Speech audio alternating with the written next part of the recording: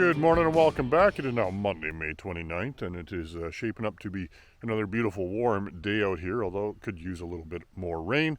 We did manage to get most of a millimeter of rain over the weekend and a couple small showers, but really didn't amount to anything other than a time waster for sprayer operators.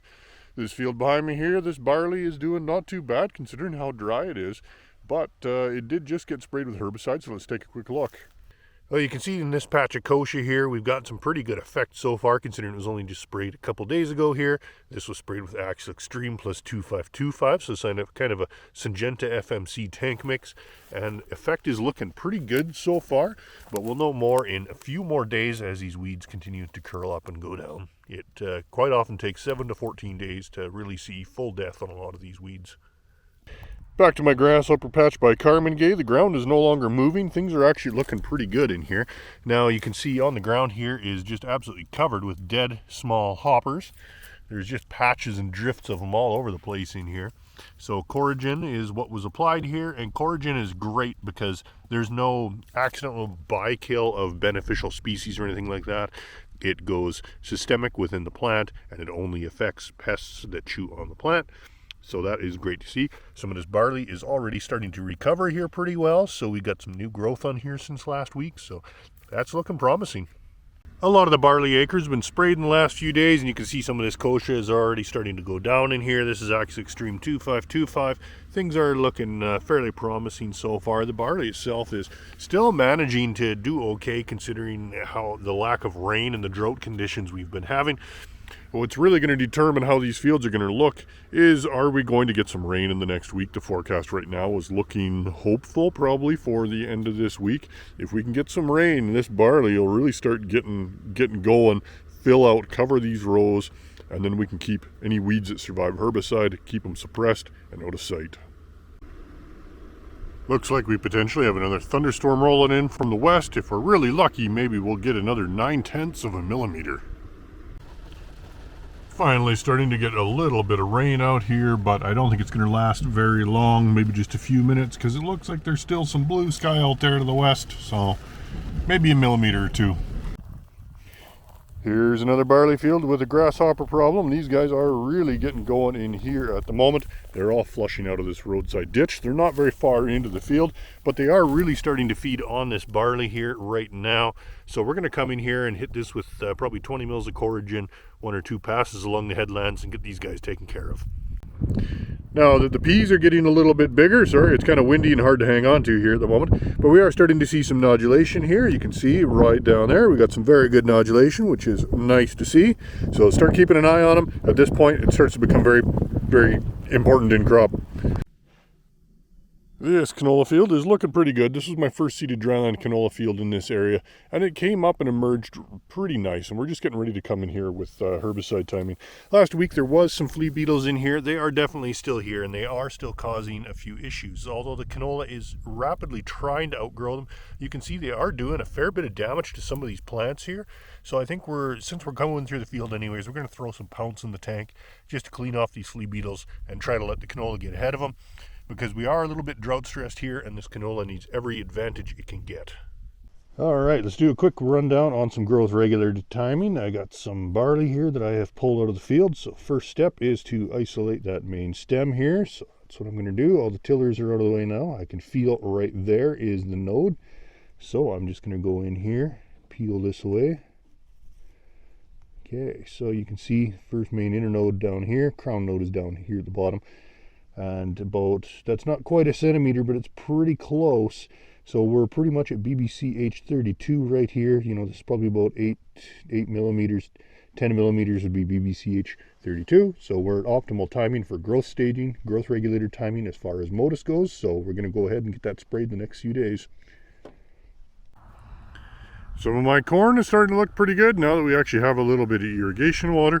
Things are going to really start to grow quick, and so are the weeds. So here in this field we have some pretty good patches of kochia coming up in this field, as well as the regular lamb's quarters and pigweeds and goosefoots and stuff like that. So we're going to come in here right away and hit this with Sortan at the 50-acre rate and a shot of glyphosate, and that'll help clean up these small weeds.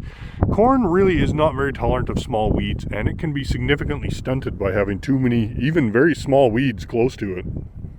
Well, you can really see here some of the winter wheat is really starting to struggle. Some of this stuff has received, a quarter of an inch of rain or less since this spring. We are starting to head out and we are still pretty good and short. You can definitely see stress symptoms and signs in here. We got a lot of rolled and curled up leaves right now as it's trying to conserve moisture. And we still have some dryland canola that is really struggling to come up. This field of Nexera canola has been in the ground for quite a while now. There is starting to be the odd one up here and there. Some of the ones that were first up are in 2-3 leaf stage now and are looking okay, but they are pretty few and far between. There's some pretty big rows here that still just have some relatively shallow seeded, half-inch deep dry seed that just is not going to come up at all until we get some rain on it. I always manage to find a few of these every year. This is a little sparrow nest. Just about stepped on a little guy, went flying underneath my feet, acting wounded. Of course, that's just their way to draw a predator away from the nest. So I won't touch it, just leave it alone, she'll come back. In today's random field find, I got a 9/16 wrench. Somebody was probably missing this the next day. One of my giant pumpkins that I seeded out here by a random pivot point is starting to grow, so that's interesting to see. Most of them got off to a very slow start because of no irrigation. Well, this barley field is looking about as good as you can expect from dryland barley this year. There is still some wireworm feeding going on. You can see a yellow leaf there, and open up my pointing knife here. You can see a few more yellow leaves over here. And when we pull these guys up, quite often what you can see is some stem feeding down below. So you can see that stem has been completely shredded down there. So of course there's nothing you can do about wireworms at this point.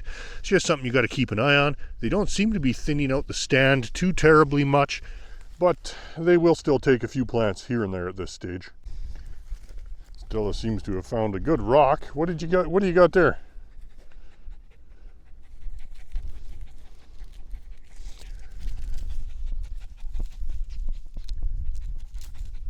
What's so important about that one? This is always an interesting weed. This is common field bindweed, or sometimes called morning glory. A few other different common names as well. But it is an interesting weed. It kind of spreads on underground creeping rhizomes. See if I can pull one up and have it kind of stay. Yeah, not quite. But yeah, it does creep underground, come up from these rhizomes, and spread around. It can climb up the crop. Has some pretty cool flowers later on in the season, but this probably won't make it that long. This is in a corn crop, so we're coming in here with some glyphosate and some Sortan IS right away, so that'll get this cleaned up.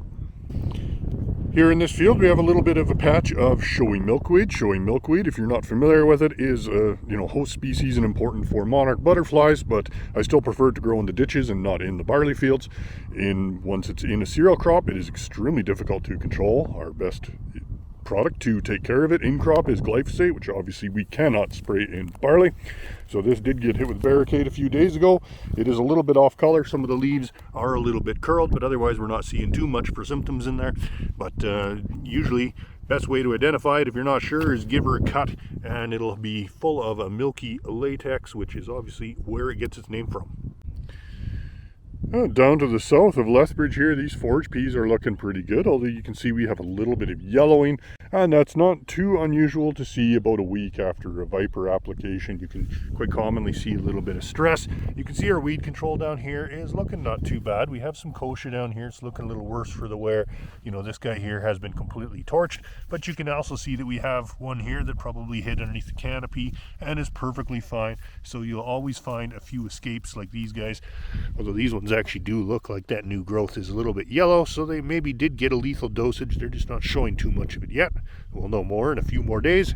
Pretty hard to diagnose some of this stuff only days to a week afterwards, when quite commonly it takes up to 2 weeks to really determine whether something's going to die or not after herbicide application.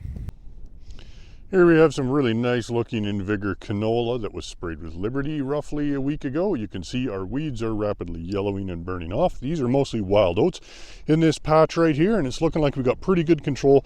We also had Arrow added into the tank mix at the 40-acre rate, so that should give us very good control on these wild oats. But I expect that once we get a rain in here, we'll probably have another flush. Here on the edge of this field, you can see we have a patch of roundleaf mallow, and you can see that Liberty is doing a pretty good job at burning that mallow down. One of the beautiful things about Liberty is it works fast and it's very visually striking, so you know what's going on at all times. Unlike, something like Roundup, which can take a significant amount of time before you'll see any visual symptoms at all. And that's pretty much it for this week. As you can see, we got some cloud cover and a few drops coming down, but really not a whole lot. I'm going to attempt to go camping here tomorrow night. So if it is going to rain, it's probably going to be this weekend. I'm going to do my part for you. See you next week.